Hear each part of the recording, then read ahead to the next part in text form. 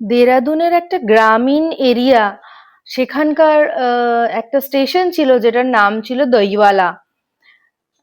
তো এই স্টেশনটা মূল যে দেরাদুন শহর সেখান থেকে কিছুটা দূরে, একদম গ্রামীণ পরিবেশ যাকে বলা যেতে পারে সেরকম জায়গা। দইওয়ালা মূলত আধা গ্রামীণ এরিয়া। তো এটা দেরাদুন আর ঋষিকেশের মাঝামাঝি জায়গায় পড়ে। বহু বছর আগেকার কথা আমি বলছি। বর্তমানে জায়গাটা অনেক বদলে গেছে। আমি যখনকার গল্প আপনাদের সাথে শেয়ার করছি সেটা বহু পুরানো। তখন এত গাড়ি ঘোড়া, এত নেটওয়ার্কিং, এত লোকজনের ভিড় ভাড়, মার্কেট বাজার এত কিছু ছিল না। ভীষণই খালি খালি মাটির রাস্তা, কম গাড়ি, মাটির বাড়িও সেই সব জায়গায় ছিল। আমি সেই সময়কার কথা বলছি, আজ থেকে প্রায় 30 বছর আগের কথা। ওই গ্রামেরই একজন অল্প বয়সী ছেলে, যার নাম অভয়, সে ডিফেন্সে যাওয়ার জন্য ছোটবেলা থেকে তার ড্রিম ছিল ও ডিফেন্সে যাবে। তো বড় হয়ে যথারীতি আর্মিতে সে যাওয়ার সুযোগ পেয়েছে, সেই জন্য সে আর্মি জয়েন করেছে। অভয়ের বাবা ছিলেন ওই গ্রামেরই স্কুল টিচার। তাই তিনি চেয়েছিলেন ছেলে, একমাত্র ছেলে, 3টি মেয়ে আর একটি ছেলে, তো একমাত্র ছেলে যাতে বড় হয়ে স্কুল টিচারই হয়, তিনি সেটাই চেয়েছিলেন। কিন্তু তার ইচ্ছে মতো ছেলে কাজ করেনি। সেই কারণে তিনি ছেলেকে মিলিটারিতে পাঠাতে একেবারেই রাজি ছিলেন না।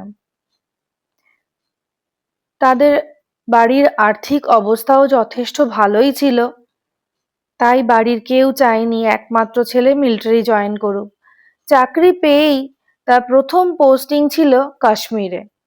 কাশ্মীর যেহেতু উগ্রপন্থী, আতঙ্কবাদী, এই সমস্ত জিনিসপত্র চলতেই থাকে যুগ যুগ ধরে, তো ওখানে গিয়ে প্রথম পোস্টিং হলেই তো কেউ ছুটি পায় না। তো যথারীতি অভয়ের ছুটির সমস্যা ভীষণই ছিল। আজকে আমি অভয়ের সাথে ঘটে যাওয়া একটা এক রাতের ঘটনা আপনাদের সামনে নিয়ে এসেছি। আশা করি আপনাদের খুব ভালো লাগবে। আপনারা শুনবেন পুরো গল্পটা, আমাকে আপনাদের কেমন লাগলো অবশ্যই জানাবেন। আপনাদের সাথে ঘটে যাওয়া কিংবা আপনাদের পরিচিত কারোর সাথে ঘটে যাওয়া এই ধরনের কোনো ঘটনা যদি আপনাদের জানা থাকে, সেটাও আমাকে অবশ্যই লিখে জানাবেন, আমি পড়ে শোনাবো। তো আজকে আমি আমার আসল গল্পে ফিরে আসি।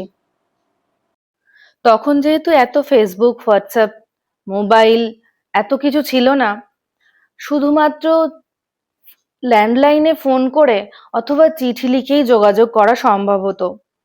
ল্যান্ডলাইনে কল করতে গেলেও বহু দূরে, বাড়ি থেকে প্রায় 2-3 কিলোমিটার দূরে একটা লাইব্রেরি ছিল, সেখানে গিয়ে ফোন রিসিভ করতে হতো কিংবা কল করতে হতো। তো অভয়ের সময়ের সাথে বাড়ির কারুর সময় যেহেতু ম্যাচ করতো না, তাই ফোনে কথা বলাটা তাদের পক্ষে খুবই মুশকিল হয়ে যেত। চিঠিতেই বেশিরভাগ সময় কথা বলা সম্ভব হতো। তো সেইভাবেই তাদের যোগাযোগ ছিল। বাড়ির লোকের সাথে অভয়ের যোগাযোগের মাধ্যম একমাত্র ছিল চিঠি। সে মাসে একবার করে চিঠি পাঠাতো আর তার সাথে সাথে মানি অর্ডার পাঠাতো। তো যেহেতু শুধু চিঠিতেই যোগাযোগ হতো, বাড়িতে একেবারে ট্রেনিং কমপ্লিট হয়ে যাওয়ার পরেও বাড়িতে সে কোনোভাবেই আসছিল না, তাই বাড়ির লোকের অভিযোগের শেষ ছিল না। এরপর অনেক কষ্টে ছুটি জোগাড় করে অভয় একবার বাড়ি আসতে পেরেছিল। যখন আসার সাথে সাথেই তার বাবা মা ছেলের বিয়ে দিয়ে দিয়েছিল। তো বিয়ে করে সে সপ্তাহখানেকের মধ্যেই আবার চলে যায়। সেই যে গেল, তারপর আর ছেলে আর আসে না। আবার চিঠি, আবার মানি অর্ডার, এইভাবেই আবার তাদের সাথে যোগাযোগ।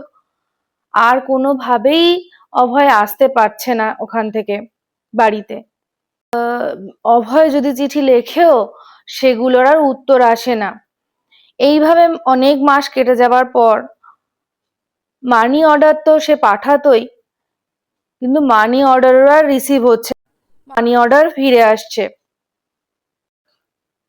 অভয় বুঝে গেল বাড়ির লোকের রাগ অভিমান থেকেই বাড়ির লোক চিঠি লেখা বন্ধ করে দিয়েছে। তবে শেষ চিঠিতে অভয়কে তার বাবা লিখেছিল, আজ প্রায় 2 বছর হয়ে গেল তুমি বাড়ি আসো না, আমাদের বয়স হচ্ছে, আমাদের জন্য যদি তোমার মনে হয় কোনো কর্তব্য নেই, নতুন বৌমার জন্য যদি তোমার মনে হয় তোমার কোনো কর্তব্য নেই, তখন আমরা ধরে নিলাম তুমি আমাদের সাথে আর যোগাযোগ রাখতে চাও না, তুমি নতুন পরিবেশে গিয়েও সেখানে মানিয়ে নিয়েছো, সেখানেরই হয়ে গেছো, আর আমাদেরকে ভুলে গেছো। শুধু টাকা পাঠালেই তো দায়িত্ব শেষ হয়ে যায় না, মাসে মাসে তুমি টাকা পাঠাচ্ছ, আমাদের এই টাকা এত প্রয়োজন নেই, আমাদের এতটা সামর্থ্য আছে যে আমরা সংসার চালিয়ে নিতে পারবো। এই ধরনের অনেক কথা বলে ভগবানের কাছে আশীর্বাদ প্রার্থনা করে তার বাবা শেষ চিঠি লিখেছিল। তারপর আর তার বাবার সাথে আর কোনো কথা হয়নি। এরপর অভয় সত্যিই খুব মন খারাপ হচ্ছিল তার, সেও চাইছিল মনে প্রাণে কিভাবে বাড়ি আসে। তো এরই মধ্যে তার নতুন জায়গায় বদলি হয়ে যায়, তার ট্রান্সফার আসে উত্তরপ্রদেশে। তো সেখানে এসেই কোনোভাবে তার বন্ধু বান্ধব আর সিনিয়রদের সাথে কথা বলে অনেক কষ্টে সে তার ছুটি ব্যবস্থা করতে পেরেছিল। বাড়ি আসার আগে সে আরেকটা চিঠি লিখেছিল, যেটাতে সে লিখে দিয়েছিল যে সে কোন দিন বাড়ি ফিরবে, আর স্টেশনে যেন শিবু কাকাকে পাঠিয়ে দেয় তাকে নেওয়ার জন্য, রিসিভ করার জন্য। সেই মতোই নির্দিষ্ট তারিখে অভয় দইওয়ালা পৌঁছে যায়। ট্রেন থেকে নামার পর বেশ রাত হয়ে যায় নামতে নামতে, তখন প্রায় রাত 12:30। চারিদিকে ঘন অন্ধকার খাকা করছে, স্টেশন, লোকজন কেউ নেই। তখন তার হঠাৎ মনে পড়ল যে সে বলে তো ছিল যে শিবু কাকাকে পাঠিয়ে দিও, কিন্তু শিবু কাকাকে কখন পাঠাতে হবে, কটার সময় সে স্টেশনে নামবে, সেই কথাটা তো সে লেখেনি, সেটা লিখতে সে যথারীতি ভুলেই গিয়েছিল। তো সেই জন্য বাড়ির লোকজন তো জানে না যে সে কখন আসবে, তাই শিবু কাকাকে বাবা কি পাঠাতে ভুলে গিয়েছিল, নাকি রাগ করে পাঠায়নি, নাকি স্টেশনে এসে অপেক্ষা করে করে ফিরে গেছে, সে কিছুই বুঝতে পারছে না।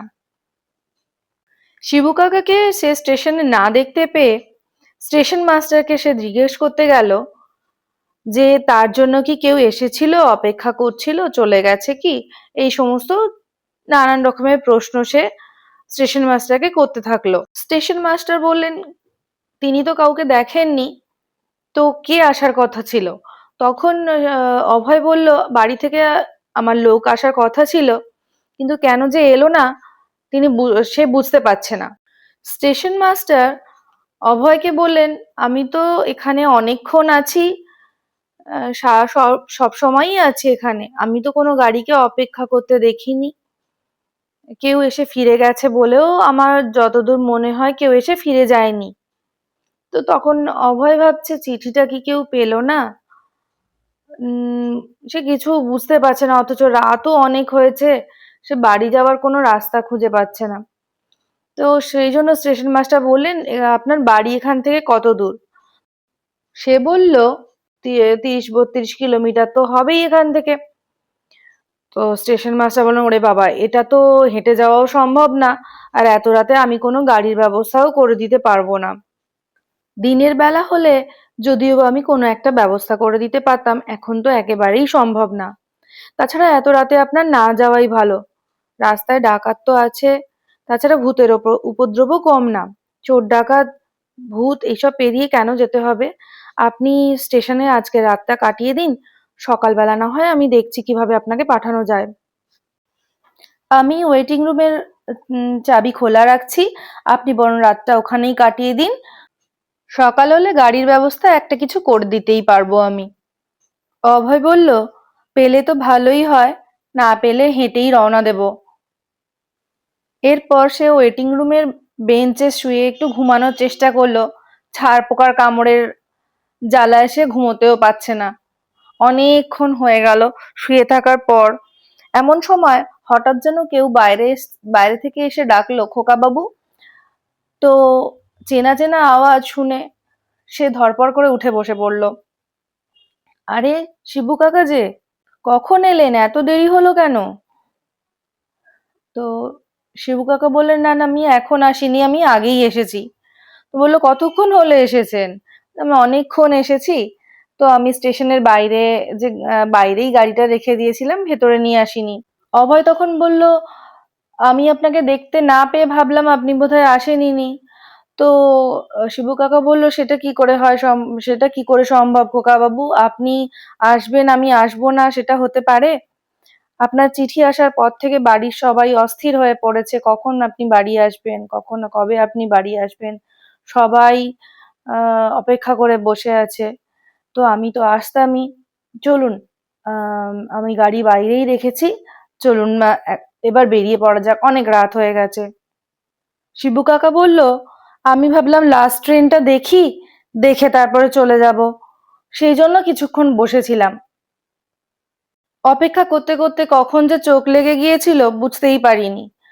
কিছুক্ষণ আমি ঘুমিয়ে পড়েছিলাম, তাই আপনি কখন এসেছেন আমি টেরই পাইনি। অভয় বলল, রাত তো অনেক হয়েই গেছে, রাস্তার অবস্থা ভীষণই খারাপ। তো আমরা কি ভোরের দিকে বেরোবো? রাতটা আর এখানেই কাটিয়ে দেওয়া হবে? তো শিবু কাকা বলল, না না, সেটা কি করে হয়? বাড়িতে সবাই যখন অপেক্ষা করছে, আমরা এখানে রাত্রিবেলা বসে থাকতে পারি না? আমার তো সব রাস্তাঘাট সব চেনা। আপনি চিন্তা করবেন না, আমি আপনাকে ঠিক সময়ে ঠিক জায়গায় পৌঁছে দেব। চলুন। এই বলে স্টেশনের বাইরে তারা দুজন বেরিয়ে গেল। গিয়ে অভয় দূর থেকে দেখতে পেল যে তাদের সেই পুরানো গাড়ি, পুরানো অ্যাম্বাসাডর, সাদা, সেটা রাখা আছে পোলের পাশেই। আর গাড়ির সামনে যেতেই সে দেখতে পেল তার বাড়ির একটা কুকুর ছিল, যার নাম কালু। তো সেই কালুও গাড়ির মধ্যে বসে আছে। সে দেখে ভীষণ খুশি হলো। কালুও ভীষণ এক্সাইটেড হয়ে গিয়ে অনেক দিন পর অভয়কে দেখতে পেয়ে সেও আদর করতে লাগলো, লেজ নাড়াতে লাগলো, গা চাটতে লাগলো। এরপর শিবু কাকা অভয়কে বলল, খোকা বাবু, আপনি বরং পিছনের সিটে একটু শুয়ে পড়ুন, একটু শরীরটা এলিয়ে নিন, অনেকটা রাস্তা, আপনার একটু রেস্ট হয়ে যাবে, আমি একটু গাড়িটা তাড়াতাড়ি চালিয়ে তাড়াতাড়ি বাড়ি পৌঁছে দেব। অভয় তখন বলল, না না, কোনো দরকার নেই, রাস্তা ভীষণ খারাপ, একেবারে অন্ধকার রাস্তা, মাটির রাস্তা, কোনো তাড়াহুড়ো করতে হবে না, আপনি ধীরে সুস্থে চলুন, আমার কোনো তাড়া নেই। আপনি যখন এসে গেছেন বাড়িতে তো সময় মতো আমি পৌঁছেই যাব, কোনো তাড়াহুড়ো করতে হবে না। এই বলে বলল, ঠিক আছে, আমি পেছনের সিটে একটু রেস্ট করছি, আপনি চলুন ধীরে ধীরে। এরপর শিবু কাকা হঠাৎ রাস্তা থেকে, পোল থেকে নেমেই গাড়িটা নিয়ে একেবারে মাঠের উপরে সোজা চলে গেল। মাঠের উপর একেবারে ট্যাড়া ব্যাকা রাস্তা, এবড়ো খেবড়ো রাস্তা, সেই মাঠের উপর দিয়ে গাড়ি চালাতে শুরু করলো। অভয় তো দেখেই ভীষণ ভয় পেয়ে গেল। অভয় বলল, এ কি শিবু কাকা, কিভাবে গাড়ি চালাচ্ছ তুমি? এখানে মাঠে কেন নামিয়ে দিলে? রাস্তাটা ছিল, রাস্তা দিয়েই না হয় যেতে। বললো, না, রাস্তা তো দিয়ে যেতে আরো সময় লাগবে, আমি মাঠের উপর দিয়ে চলে যাব, আর একটু তাড়াতাড়ি হয়ে যাবে। আপনি চিন্তা করবেন না, আপনি শুয়ে থাকুন। এরপর ওই টেরা বেঁকা রাস্তা, ওই মাঠের উপর দিয়ে শিবু কাকা হঠাৎ ধীরে ধীরে চালাতে চালাতে ভীষণ স্পিডে চালাতে শুরু করলো। যে যে স্পিডের পর অভয় শুয়ে থাকা তো দূরের কথা, গাড়ির মধ্যে বসে থাকতে পারছে না, এদিক ওদিক হয়ে যাচ্ছে। কিন্তু তার চোখে পড়লো হঠাৎ করে একদম আশ্চর্য একটা জিনিস, যে কালু সামনের সিটে বসে একেবারে স্থির ভাবে বসে আছে, একটুও হেলছে না। তার দেখে মনে হচ্ছে গাড়ি তো কিছুই হচ্ছে না। শিবু কাকাকেও দেখে, তার গাড়ি চালাচ্ছে যখন, তাকে দেখে মনে হয়নি যে শিবু কাকারও কোনো অসুবিধা হচ্ছে, মনে হচ্ছে স্মুথ একটা প্লেন রাস্তা দিয়ে যাচ্ছে। তারা দুজন কোনোভাবেই হেলছে না। অথচ অভয় গাড়িতে বসে থাকতে পারছে না, গাড়ি এতই হেলছে মাঠের উপর দিয়ে গাড়িটা চালানোর পর। অসম্ভব জোরে যাচ্ছে, মনে হচ্ছে গাড়িতে এবার উল্টে যাবে। এবার অভয় শিবু কাকাকে বলল, শিবু কাকা এভাবে গাড়ি চালাচ্ছেন কেন?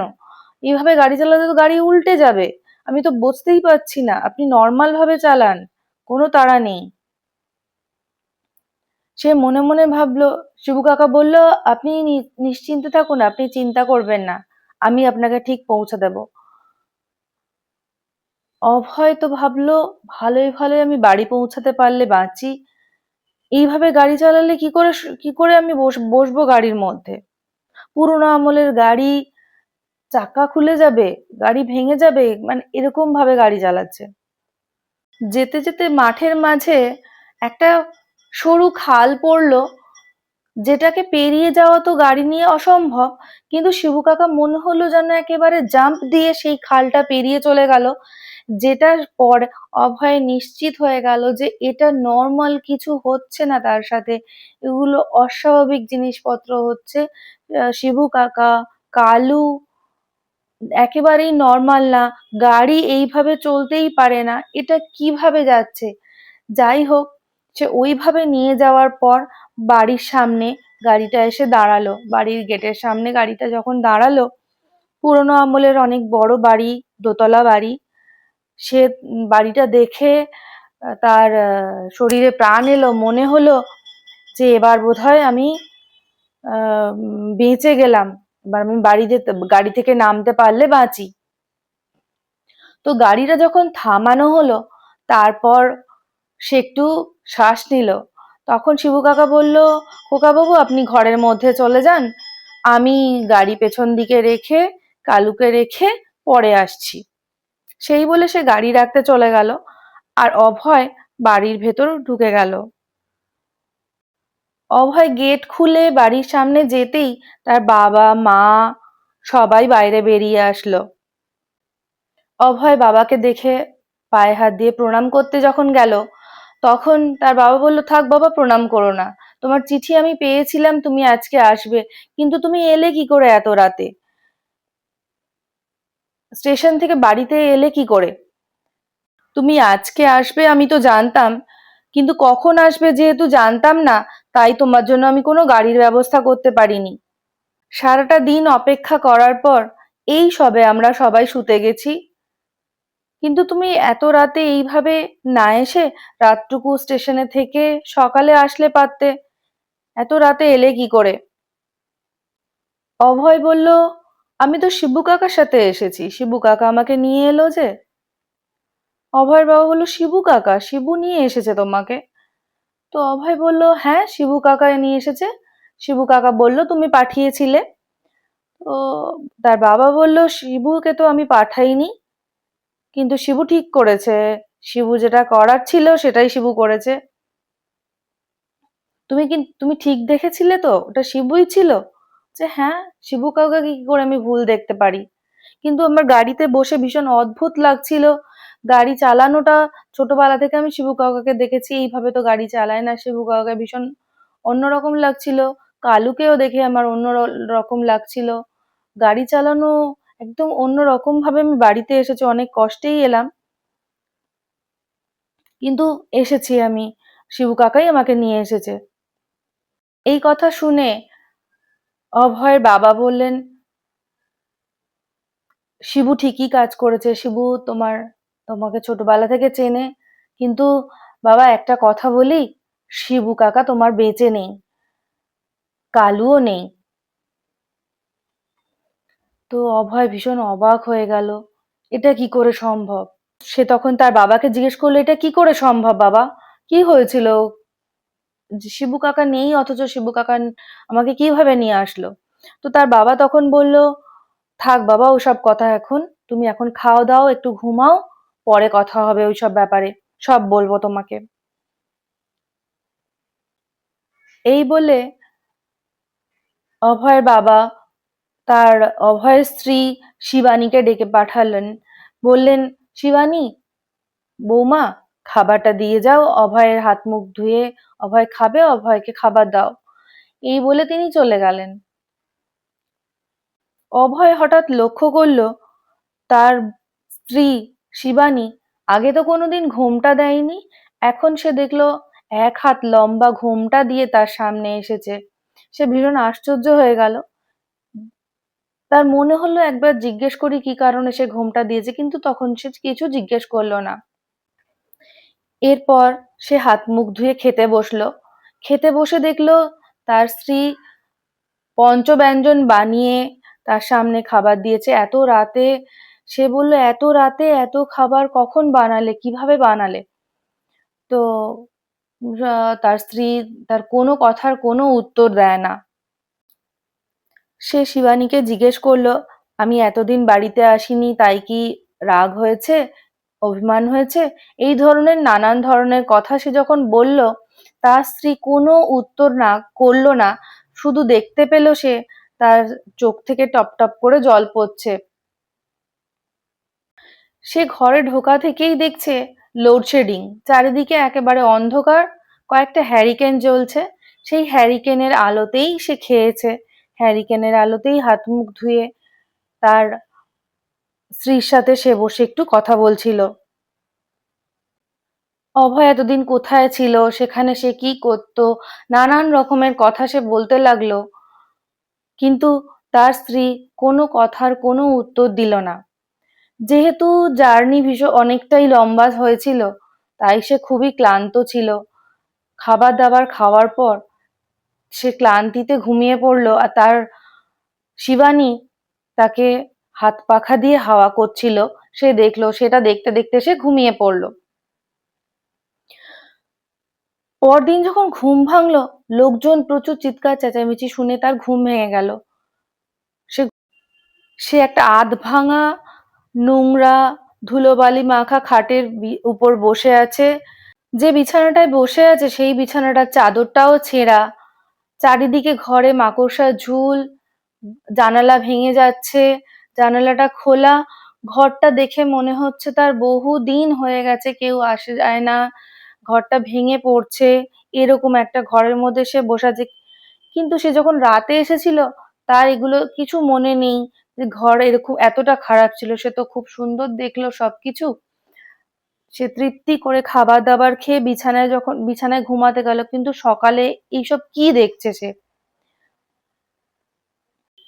সে জানালা থেকে বাইরের দিকে তাকিয়ে দেখলো তার পরিচিত ছোটবেলাকার কয়েকজন পাড়া প্রতিবেশী এসে জানালা থেকে তাদের পাঁচিলে বাইরে থেকে জোরে জোরে ডাকছে অভয়কে, আর বাইরে চলে আসতে বলছে।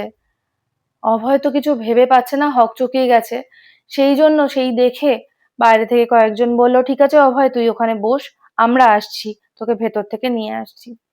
এই বলে তারা কয়েকজন এসে দরজা খুলে অভয়কে ঘর থেকে বাইরে নিয়ে যায়। অভয় তখন ঘরবাড়ির অবস্থা দেখে প্রায় কাঁদো কাঁদো অবস্থা। অভয় বলল, এটা কি হয়েছে, এটা এরকম কিভাবে হলো? আমার মা বাবা কোথায়, আমার বোনেরা কোথায়, বাড়ির সব লোকজনরা আর সবাই কোথায়? আমি তো তখন তার প্রতিবেশীরা বলল, তুমি কি কিছু বুঝতেই পারছো না? বলছে, না আমি কিভাবে বুঝবো, আমি তো রাতে যখন এলাম তারপরে সবাইকে দেখলাম, সবাই আমার সাথে কথা বললো, আমি খাবার দাবার খেলাম, বিছানায় ঘুমালাম, তারপরে ঘরের অবস্থা এটা কিভাবে হতে পারে?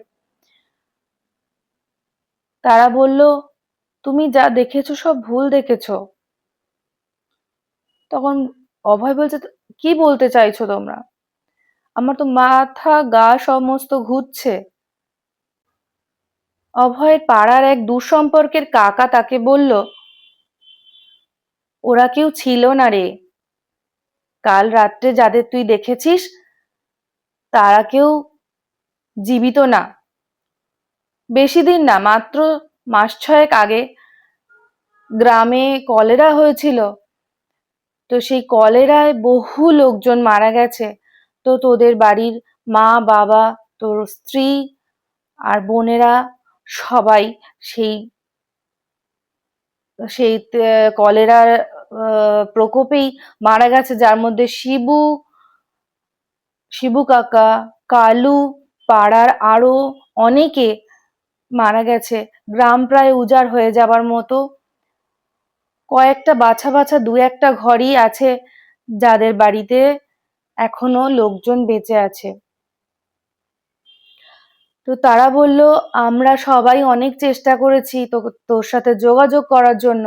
অভয়ের সাথে তারা যোগাযোগ করার চেষ্টা করেছে, কিন্তু যেই কারণে তারা বদলি হয়ে গেছে, অভয় বদলি হয়ে গেছে, সেই জন্য এদের চিঠি অভয়ের কাছে আর পৌঁছয়নি। অভয় আর জানতে পারেনি যে আসলে তাদের কি হয়েছিল, তাকে তারা কি জানাতে চাইছে। এরপর অভয় হাউমাউ করে কেঁদে উঠল। তারপর সবাইকে তার আগের রাত্রে কি হয়েছে সমস্ত গল্প খুলে বলল।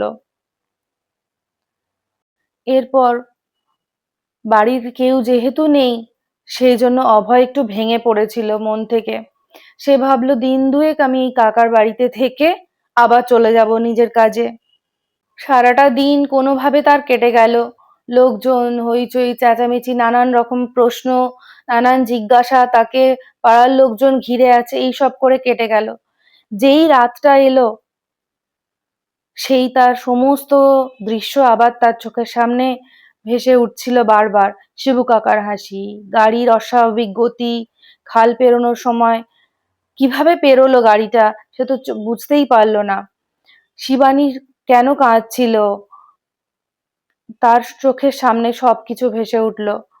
রাত প্রায় তখন 1টা কি 1:30 হবে। সে একটু ঘুমিয়েছিল, একটু তার চোখ লেগে গিয়েছিল। হঠাৎ করে তার আবার ঘুম ভেঙে গেছে। ঘুম ভেঙে যেতেই কেউ যেন তাকে মনে হলো ডাকছে, কেউ আস্তে আস্তে করে, খোকা বাবু। অভয় ধরপড় করে উঠে বসে চারদিকটা দেখলো, দেখলো কিছুই নেই, কেউ নেই, সব তার মনের ভুল। তখন তার জানালাটা খোলা ছিল, জানালার বাইরের দিকে একবার তাকিয়ে দেখলো কালু বসে আছে, তার চোখগুলো জ্বলজ্বল করছে। কালু যেন তাকে বাইরে ডাকছে। তখন হঠাৎ তার মনে পড়ে গেল এগুলো তার সমস্ত ভুল দেখা, ভুল ধারণা। কালু তো নেই, কালু তো মারা গেছে। এরপর সেই রাতে সে আর একটুও ঘুমাতে পারেনি। সে এই পরিস্থিতি মেনে নিতেই পারছিল না কোনোভাবেই। তার বাড়ির কেউ নেই, তাই তার মন টিকছিল না ওই গ্রামে। সে সবাইকে বলে তার ছুটি ক্যান্সেল করে সে আবার তার নিজের কাজের জায়গায় ফিরে এসেছিল। আজকের গল্প আমি এভাবেই শেষ করলাম। আপনাদের কেমন লাগলো আপনারা জানাবেন। নমস্কার বন্ধুরা, আবার দেখা হবে আমাদের পরের এপিসোডে।